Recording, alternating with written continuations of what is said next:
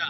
Ke anao avy eo amin'izay zegny mampiasa le stratégie marketingnao zegny. Donc zay tiako volagniny zegny. Plus que anao mitsabo izy matetika zegny vao maiky hitan'olo zegny. Aza digna fa mipetraka. Anao zao dia zegny mivarotra amin'olo araiky. Tsy ataonao zegny raha volagno zegny. Olo araiky na hoe olo magnodidina anao fo. Supposons zao hoe anao mivarotra amina épicerie.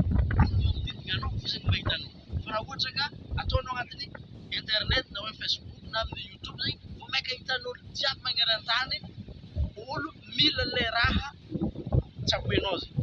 Taperitsika eo izy ka misy raha zegny tianao tamin'ny volagno zegny hoe commandé mbanao zegny ino le raha tianao avy eo asia basé am'zegny izy koa mba managna namana zegny anao agny tokony mba azo irasagna raha zegny raha sy amin'ny namanao agny zegny hevitry naka igny avy eo zegny farambarany raha ohatra ka anao zegny tia fantatra babakoa mahakasiky ny fampiasagna ny tambazotry serasera zegny misy lien zegny ambano online millionnaire mastery io zegny zavanao nagnanaovany oizy le hoe nanakory zegny nagnanaovany nahatonga izy nafeny en ligne zegny karaha anao zao ty mizahazaha zao ty avy eo zegny hoan'izay olo mba to millionnaire malakilaky zegny misy lien zegny ambanao tejeny script io zegny mikoragna mahakasiky ny méditation mikoragna mahakasiky ny fomagna ara-bôla zegny ajanontsika eo izy amin'ny magnaraka misy peace.